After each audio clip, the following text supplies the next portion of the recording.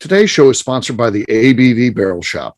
The ABV Barrel Shop is located in the St. Louis metro community of Arnold, Missouri, and is the world's first single barrel only liquor store. This business is owned and operated by Steve Akeley and Jim Fosnot.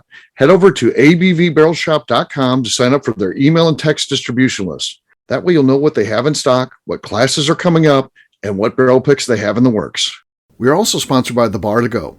The Bar to Go offers a fully customizable carrying case that allows you to take your favorite distilled spirits or cocktail ingredients with you. Whether you're looking for yourself, a customized gift, or logo items for your business or event, The Bar to Go can help. Check them out at thebar2go.com. Use the number 2 when you type out The Bar to Go. Did you know Neely Family Distillery now ships its popular distilled spirits directly to you? To order, simply call 859-394-3258. Tell them the ABV Network sent you. And now, on to the show. Let's drink!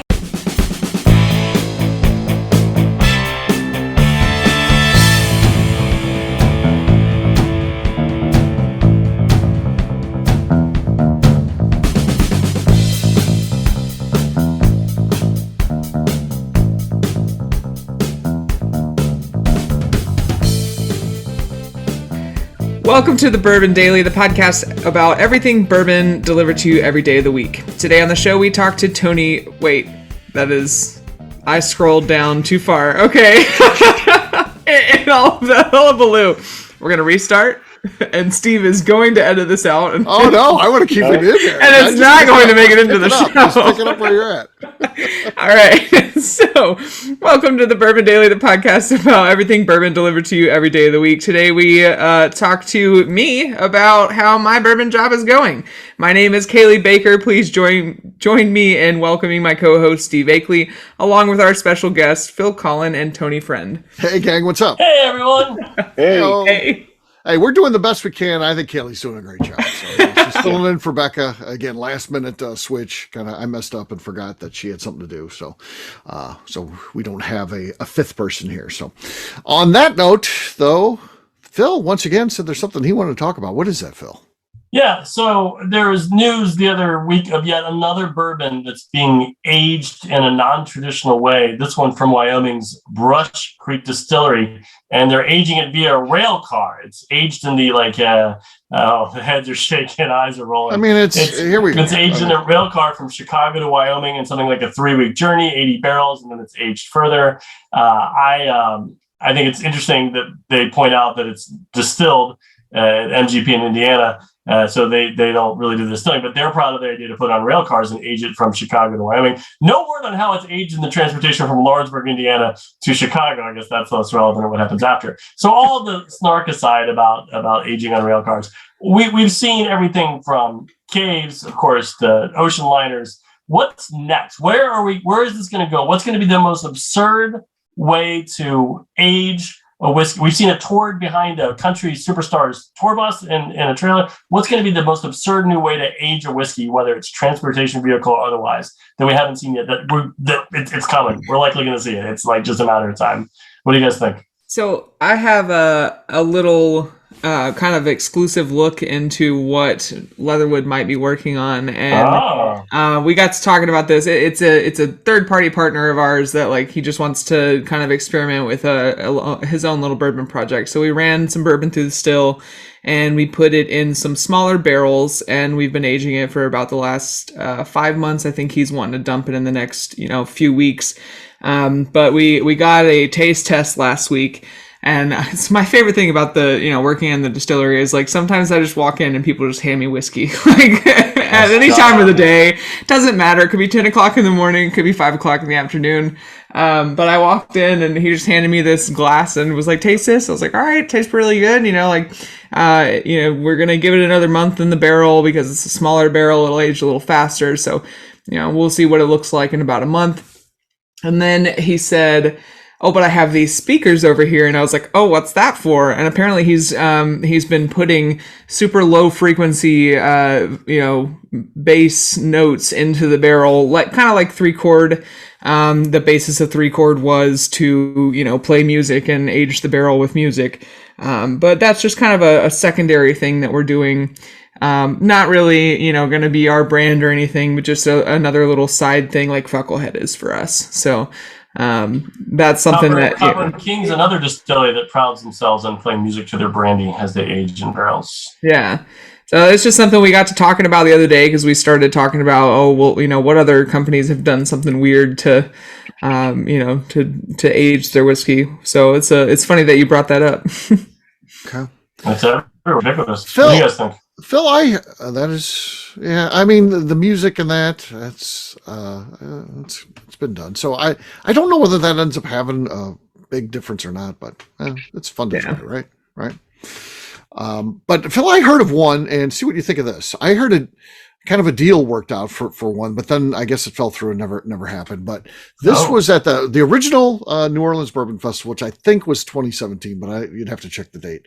But this was Trey Zoller, of course, the godfather of aging in weird places, right? Jefferson's Ocean. There was a guy there, a fire chief, and he said, "What if we took one barrel and aged it on the back of a fire truck?" And Trey said yes, but it never worked out. And but how long is it till someone does that? That's going to happen, right? Then you get the first responder thing, and patriotism. You got a lot of things working there. In a way, it's a great idea. It could be a great charity barrel, but you got to have a special exception because I'm sure most state troopers aren't going to be thrilled with you driving around with 52 gallon of distilled spirits strapped to the back of your vehicle. It would be fellow city workers, though, right? They are firefighters, and now they have accelerant on the back of their truck in a barrel. Have the opposite of what they're hoping to accomplish. Right. That's the biggest issue, I think. Catastrophic. The pitch for that was going to be a charitable thing, you can usually get away with things even when you have government bureaucracy, if it's the firefighters or the police and it is for a charitable venture. For the most part, you kind of look the other way at that stuff, I think. But yeah, the idea of the flammable on the back of a fire truck, I don't know about that. I think we'll see that idea revisited. That sounds like one that might pop up again. I dig that one. That's pretty good. It's not bad. Tony, how about you? What do you think is going to be next? Something we may see in this crazy aging thing? So I want to see Harlan Wheatley call up Elon Musk at SpaceX and send a barrel to space. Yeah. That's what I want to see. Yeah. You know what? I just thought about this too. That may happen. And that would sell out like crazy. Yeah. Not something that we're doing, but that would be fun, is to get somebody from Special Forces, like Green Berets, and like have them take it overseas. And if we only knew someone, if we only knew a Green Beret, if we only knew a Green Beret that might know somebody that could do this for us. But for them to roll down on those big trucks out there, and like I'm sure it gets all kinds of jumping around when they're going over those sandy dunes and stuff. So it might really age it really fast. Yeah. Or the barrel could burst. Who knows? Yes. Again, it would become something that you would, this needs to be in a friendly zone. That's for sure. Because you don't want. You don't want to have something explosive on the back of the truck that's real big. They'll aim for the barrel. So not be good. Not be good. I just love the idea of the certainly awkward conversation between Harlan Wheatley and Elon Musk. That would be a bizarre, strange something like that could just happen. I mean, Elon Musk seems to be willing to do about anything. Again, I don't know if this is on his radar. If this ever hits his radar, that might happen, something like that. So that'd be kind of fun. That would be fun. Yeah. And again, nothing I jump in on, but we'll start talking about which distillery is going to be first. Yeah. So there you go. All right, gang. Well, guess what? It is time to drink. What is everyone drinking? Let's start with Tony this time. Tony, what do you got, man? I've got a little Leatherwood. Oh, yeah. Special only so for you. I did meet you before. Okay. I knew you looked familiar. I was like, this guy's been to Leatherwood. Okay. He doesn't sign them like that all the time? Nope. Special release. No, nothing going on there. Man. No, nothing. Disappointing. You probably filled it a little too high. Don't worry. I'll go next. Again, I'm not expecting much either here. More than half gone. New riff. This is a barrel pick from Bourbon's Bistro. What is it? It's bourbon. It is bourbon. So here we go.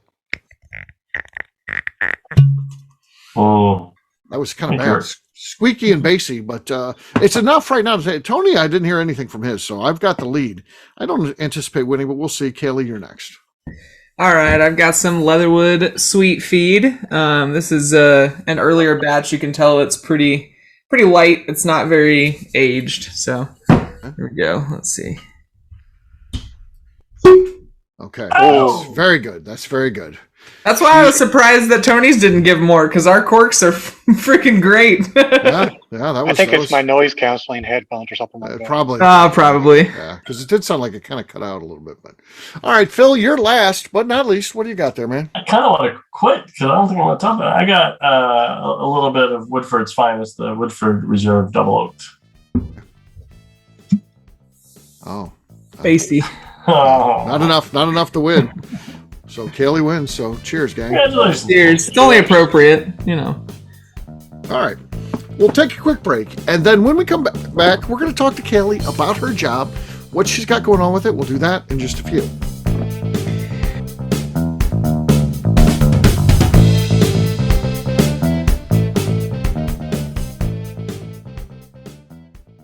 Let's talk about the people who make these shows happen. First up is the ABV Barrel Shop. It is the most unique shopping experience in the world of bourbon, as the ABV Barrel Shop only sells single barrels. Owners Steve Akeley and Jim Fosnot select. With over 100 distilleries on board to sell us barrels, we are home to the most unique and diverse barrel pick selections in the bourbon world. By signing up for our email, you will always know what we have in stock. In addition to the single barrels, we'll have a gift shop featuring ABV Barrel Shop as well as ABV Network merchandise. We are partnering with vendors like Art Eatables and Old Man Bay Signs to bring you unique items you can't find anywhere else. We will also have a 24-seat classroom where we are offering educational and fun classes like Breakfast and Bourbon, a series where we pair donuts and bourbon, customer barrel picks, and opportunities to learn from master distillers and other bourbon dignitaries. Best of all, we feature a tasting bar where you can try before you buy. All of this is located in the St. Louis metro community of Arnold, Missouri. If you are in the St. Louis area, please stop by to say hi. If you're traveling in from outside the area, please take advantage of our hotel rates with the Drury Inn and Pear Tree Inn, less than a mile from our shop. This can be done via the links in our Visit St. Louis section on our website. Head over to abvbarrelshop.com to plan your trip. The ABV Barrel Shop. It's where single barrels live. Hi, this is Steve Akeley, owner of the ABV Network. We're sponsored by the Stave and Thief Society. This is where you, a bourbon enthusiast, can expand your knowledge and emerge a bourbon steward. In 2017, I completed my Executive Bourbon Steward certification. It's the most comprehensive bourbon certification program available and connects you with an expansive network of bourbon enthusiasts and professionals. Check out the full listing of in-person and online certifications and join the society today by enrolling at staveandthief.com. Okay, let's talk about the Neely Family Distillery. In 2018, I met Royce Neely at an industry event. He started appearing on our shows, and we became friends during my frequent trips to Kentucky. Today, he is amongst the leaders of young distillers leaving their mark on the bourbon industry. A visit to Neely Family Distillery yields insight on their unique family history, why their products are special, and gives you the opportunity to taste their whiskey, moonshine, and creams. Check them out at NeelyFamilyDistillery.com or visit them in Sparta, Kentucky.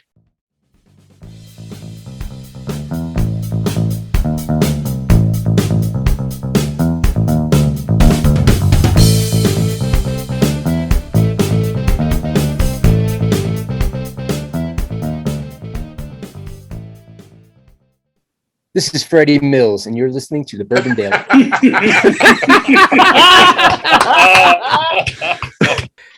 Welcome back to the Bourbon Daily. We are talking to myself, Cailee Baker, about how my bourbon job is going. Yes, we are. Allow myself to introduce myself. So, Cailee, you've worked at another distillery. We don't need to get into that one. We'll focus on what your current bourbon job is. But and then you've been with you're with Leatherwood now, and again 2 locations. And how long have you been with Leatherwood? So I've been with Leatherwood for a year and a month. I just passed my year anniversary last month. Congratulations. Thank you. I appreciate that. And now we're getting into the time where I really started. I wasn't just bartending for him anymore. I was really getting into the admin side of the distillery about a year ago at this point. But yeah, I've been there for about a year, and I officially, as of this past week, have a title now, which I'm very excited about, because as of the last 11 months or so, I've just been head bitch in charge or manager or whatever comes available. But I finally got him to order me some business cards after, many repeated attempts to get him to order it with his special discount and stuff. And so he finally took it upon himself to give me the title of distillery director. So I feel like it's a lot more, it's a little bit better than, a little bit more professional than head bitch in charge, but it still has the same meaning. Nothing has changed. I'm still doing everything I have been doing for the last at least 7 months, I'd say, fully on with the management side of things. But yeah, so we opened the second distillery about 3 or 4 months ago now, at the end of July. It's been going really well, but it's definitely been keeping me busy. I am constantly working. My husband, I get an eye roll from him every once in a while when I'm answering a work phone call late at night, or answering emails or responding to social media after hours. But it's part of my passion, and it's what I love to do. So I'm more than happy to do it for, especially such an amazing person. Andy is the best boss I've ever had. So yeah, distillery director is a wonderful title. Yeah, it is. Yeah. It is. Someone was like, "Well, why aren't you like director of operations or director of marketing?" Or like, I was like, "I'm literally all of those." So it's better just to say distillery director because it just kind of cuts out any. I'm literally doing everything. So, but aside from production, we have a distiller to do that. But other than that, it's pretty much me, and then Andy just kind of gives me direction here and there on what to do and where to go. Yeah. Yeah. I know what's really cool is Andy ends up leaning on you for a lot of things. I mean, you end up having a lot of responsibility because he, while not in active duty, is still involved in different things with the Green Berets, and they get together sometimes, and so he's got to be gone for extended times, and it leaves you in charge now of 2 facilities. So yeah, you really have to hustle and work hard, and I'm just in awe of what you're able to do. Yeah, it's a lot. He's gone right now. He's been gone for a week. Today is when he left, and he'll be gone for the next 5 weeks. So this title and a little bit of a raise couldn't have come at a better time. I was kind of stressing out about him leaving, but I really I've been training to do this since I started with him. The initial idea when I was hired was at some point you will take over everything and I don't have to do anything, but I can go out and sell and I can go out and do events and things like that he really wants to get back to doing. So, it's great to have someone that's given me so much trust and so much independence in what I do. And, he really doesn't have a whole lot of questions about what I'm doing. He's always happy to just, have Leatherwood participate in things because I don't think he's had somebody for a while that could do this kind of stuff for him and really get down to the nitty gritty and find out what's going to get our name out there, here, there, and everywhere. Yeah. Tony, what do you want to know about what Cailee has going on? So what would you say is like the hardest part that you've encountered in your job?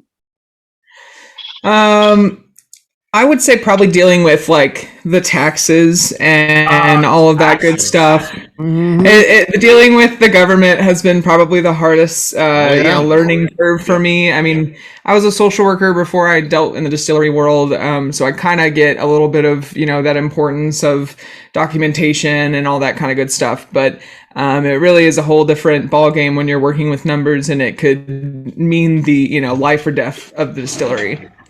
So when I first got there, I played a little bit of catch up, which was a lot of just going back and making sure that all of our T's were crossed and I's were dotted, things like that.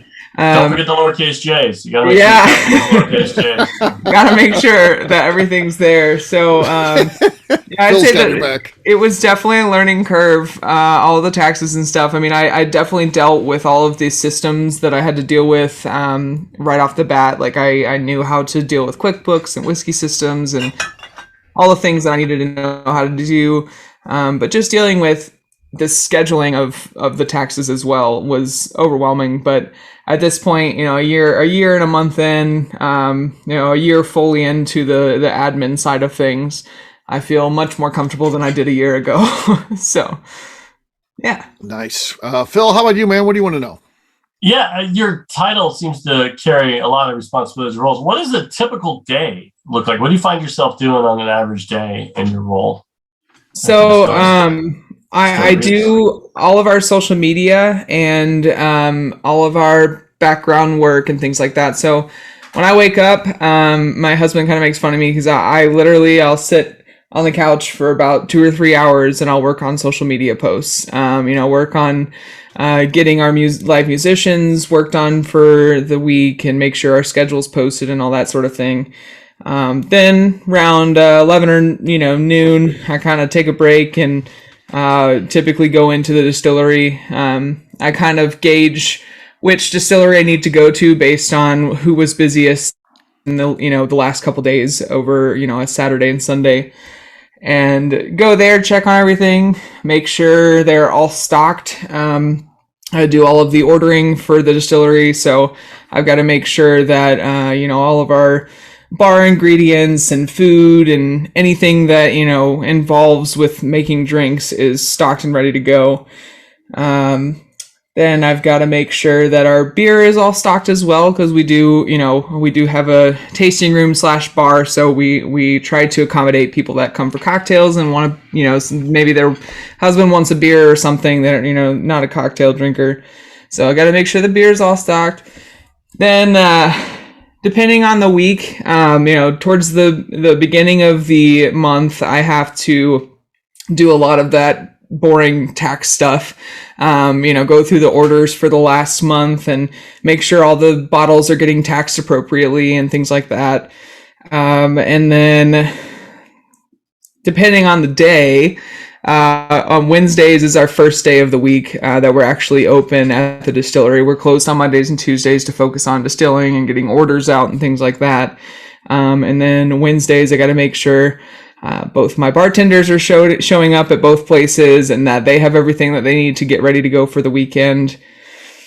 And, typically a cocktail about 3 o'clock is necessary, because it's a long day at that point. My dogs have been coming in with me just about every day, especially since Andy's been gone. I'm kind of alone in my office. He's the only person I share an office with, and he just has kind of a desk full of stuff that's just piled on it. So when he's gone, I make sure the dogs come with me because they can hang out in the office all day. And then my day doesn't end when I leave there. A lot of people think it does, but I keep bar hours, so I try to stay up until 11 o'clock at night at least until they're closed. So I make sure that I'm available for any of the bartenders' questions. Or today someone texted me and was like, "Hey, can we sell this bar mat? And how much should I sell it for?" Just simple questions like that that have to be answered all the time. Don't leave us hanging. Yeah, they did sell the bar mat. Andy says anything can be sold, and that's exactly what she told me. She said, Andy says anything is a sale, so can I sell this bar mat? And I was like, yeah, absolutely, $30. So, okay.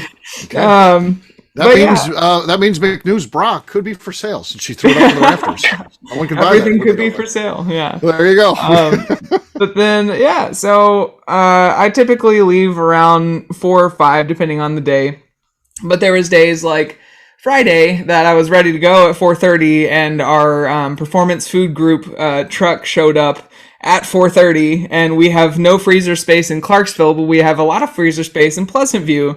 So I had to drive 20 minutes out to Pleasant View just to drive 40 minutes home when it was the end of the day and I was ready to go. So it can be quite, it pulls you in all sorts of directions. I never really know what a day is going to look like. Towards the end of the month, I've got to make the schedule for the next month, and here in about a week, I've got to start booking for all of 2023 events. So that'll be fun. So it's truly a never-ending list of things that I have on my to-do list, but I wouldn't change it for the world. I love being in the whiskey industry. I like being able to come out of my office and sit and being able to talk to, a group of travelers that just happen to stop by and, find out what brought them to Leatherwood and what's going to bring them back, and I like being the reason that they're going to come back. That's something that I think Andy really enjoys too. He hangs out at the bar a lot, and it's just, if you see someone there that's truly putting the work in and making that product for you, and you're able to interact with them while you're there, I think it just brings a whole different level to the distillery industry as a whole, but a different level to your experience at the distillery. Yeah. Anything else Very you guys cool. want to know? Yes, that's Cailee definitely keeps it, as you can see by her telling that. Indeed. She's a hard worker. There's no doubt about it. How big's the staff at the distilleries? How many employees do you guys work with? There's Andy, who's the owner. Brian is our distiller. So I just basically tell him what needs to, he'll run a specific regimen of either rum, bourbon, or whatever. And I'll just kind of tell him, what needs to be bottled the next week to make sure that these orders go out and things like that. So it's me, Andy, and Brian are the 3 full-time employees. And then I have 7 bartenders under me. So I make their schedule every month. And they are the best. I could not do my job without, the peace of mind that they give me. Going behind the bar, making sure everything's top notch. They're making sure that everybody's experience is good, making sure that everything's clean for the bartender the next day. Without somebody, some reliable people like they are, I wouldn't be able to, be as good at my job as I am, because I would be focused on constantly, picking up after them. But I really don't have to do that. They are incredible. And I have the best staff, and Brian and Andy are the, easiest people to lean on if I need something. I got a lot on my to-do list, but they're always willing to help me out. Especially Andy. He's in San Diego right now getting some TBI treatments done. And he's just like, whatever you need me to do, put it on my to-do list. So he's starting to ask me for things to do, which is quite the turn of events. But we've been doing a lot here recently. We just picked up a new distributor down in Florida, Stellar Craft Spirits, or Stellar Craft Wine and Spirits, I believe. Just during the hurricane, got a shipment down to them, so that was fun.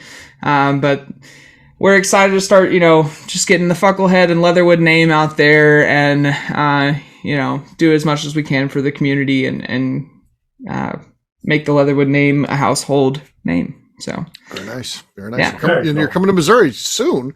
Yes, everything's submitted, and it takes a couple months, but you're near the end of that.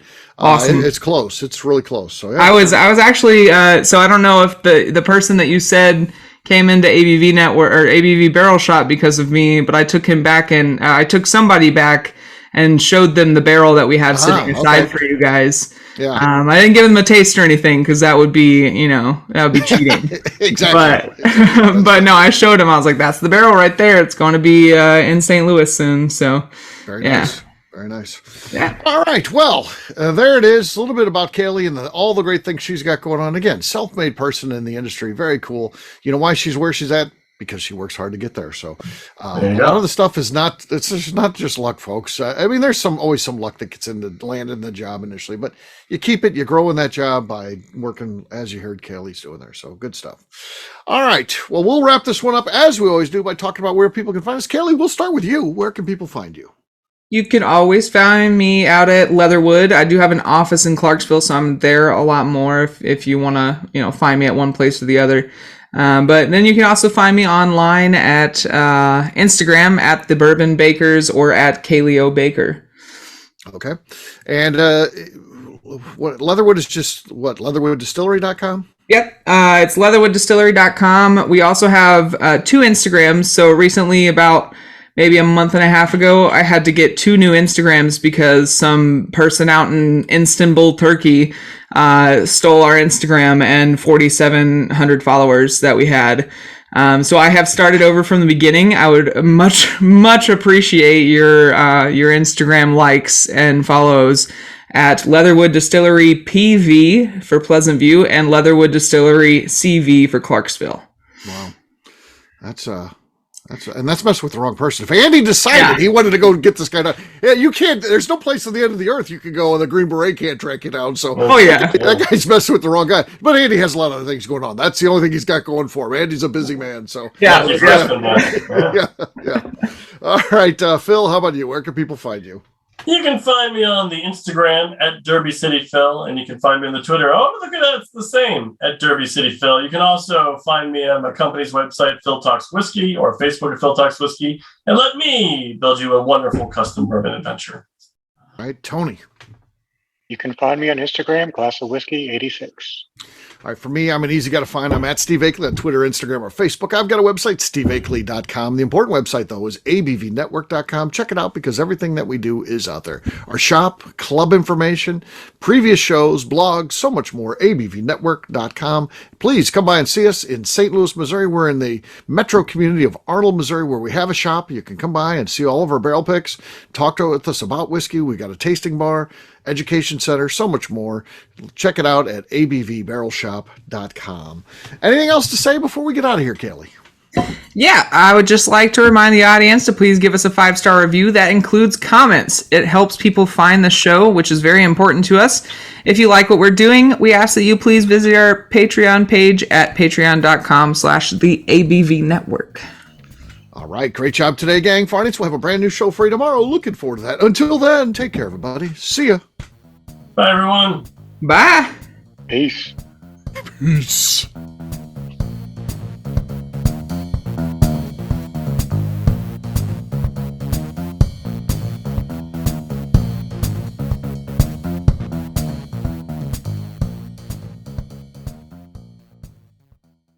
Before we finish the show, let's talk about some great companies that support the ABV network. First up is Moonshine Still Pro. Moonshine Still Pro has a full line of products to help the home distiller.